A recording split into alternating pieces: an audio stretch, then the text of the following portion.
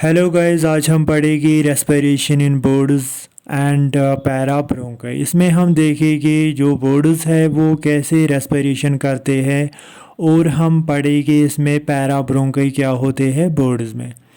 इसमें पहला पॉइंट है बर्ड्स आर एक्सक्लूसिवली लंग ब्रीदर्स। मतलब जो बर्ड्स होते हैं वो रेस्पिरेशन करते हैं with the help of lungs और उसको हम बोलते हैं pulmonary respiration means respiration with the help of lungs.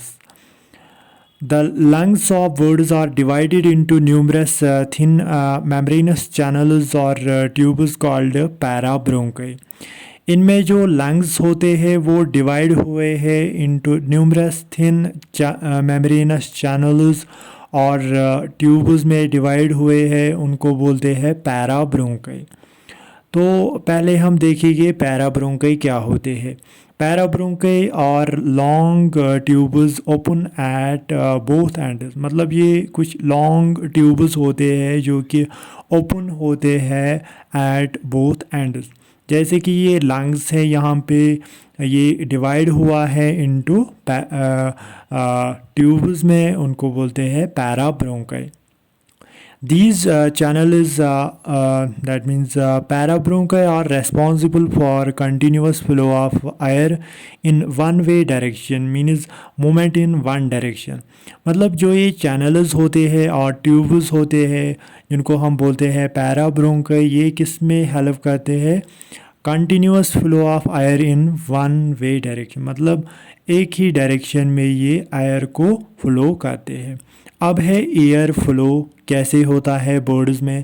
पहले इनमें एक्सटर्नल ओपनिंग्स होती है जिनको हम बोलते हैं एक्सटर्नल नॉस्ट्रल्स। नॉस्ट्रल्स के बाद होते हैं नेसल पैसेज से एयर आता है।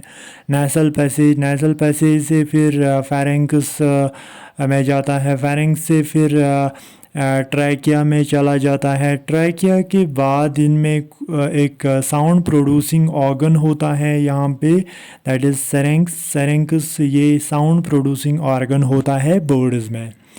इसके बाद जो ये ट्रैकिया ये डिवाइड होता है इनटू ब्रोंकाई में। ब्रोंकाई के बाद ये एयर चला जाता है into the posterior air sac, that is जिसका दूसरा नाम है एब्डोमिनल ईयर सैक।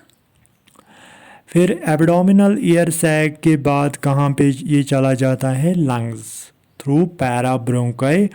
और फिर ये चला जाता है into the anterior air sac जिसका दूसरा नाम है थोरैसिक ईयर सैक।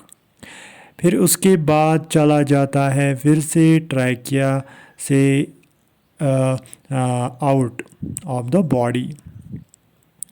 तो ये है ईयर फ्लो इन बर्ड्स में, मतलब कैसे ईयर फ्लो होता है इनमें। तो ये हम देखेंगे एयर फ्लो कैसे होता है बर्ड्स में।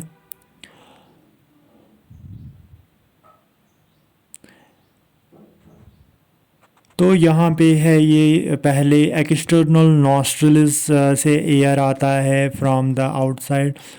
फिर चला जाता है नेसल पैसेज में। नेसल पैसेज के बाद फेरेंक्स में चला जाता है। फेरेंक्स के बाद ट्रैकिया में चला जाता है। फिर यहाँ पे सेरेंक्स है साउंड प्रोड्यूसिंग ऑर्गन। फिर चला जाता है ब्रोंकाई में। ब्रोंकाई के बाद पोस्टीरियर ईयर सैक में चला जाता है। फिर पैराब्रोंकाई, फिर ईयर सैक में, फिर से मतलब एंटीरियर ईयर सैक में, फिर से यहाँ पे ट्रैकिया में चला जाता है। फिर नेज़ल पैसेज के ज़रिए आउट होता है ये एयर फ्रॉम द बॉडी। तो ये है एयर फ्लो। अब है यहाँ पे और एक point, in addition to pair of lungs birds has 8 to 9 thin walled non muscular air sac. मतलब लंग्स के अलावा क्या होता है बर्ड्स में? 8 to 9 thin walled non muscular air sacs इनमें होते हैं। इनका क्या काम होता है? Which store air and help in unidirectional movement of air in birds. मतलब ये स्टोर रखते हैं एयर को और ये हेल्प करते हैं in the unidirectional movement of air in birds.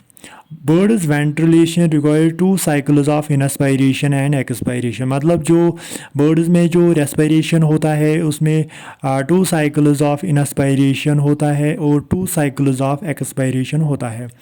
इसमें पहला फर्स्ट साइकिल में क्या होता है, पहले होता है इंस्पायरेशन, मतलब एयर अंदर की तरफ आ जाता है।